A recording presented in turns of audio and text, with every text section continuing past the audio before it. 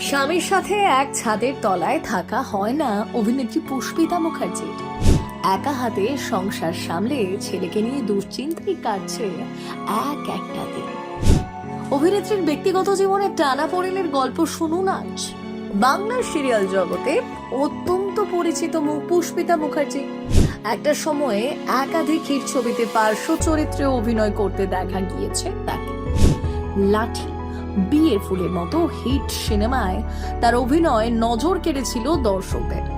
2008 সাল নাগাদ ত্রিদীপ ঘোষের সাথে বিয়ের পর অভিনয় জগৎ থেকে দূরেই ছিলেন পুষ্পিতা। সংসারের ব্যস্ততা, ছেলেকে মানুষ করার মতো গুরু দায়িত্ব তুলে নিয়েছিলেন নিজের কাঁধে। কর্মসূত্রে পুষ্পিতার স্বামী দিল্লির নিবাসী, তাই একা হাতেই মানুষ করতে হয়েছে ছেলেকে। যদিও খানিক বিরতির পর ফের অভিনয় জীবনে কামব্যাক করেছেন অভিনেত্রী। জানা যায়, স্বামী দূরে থাকায় সংসারের ব্যস্ততা অনেকটাই ক্লান্ত করে তুলেছে পুষ্পিতাকে। এমনকি ছেলে মনের মতো না হওয়ায় পুত্রকে নিয়ে সব সময় নাকি দুশ্চিন্তায় থাকেন অভিনেত্রী। তবুও সংসারের সাথে তাল মিলিয়ে কেরিয়ারের ক্ষেত্রেও কম্প্রোমাইজ করতে রাজি নন পুষ্পিতা।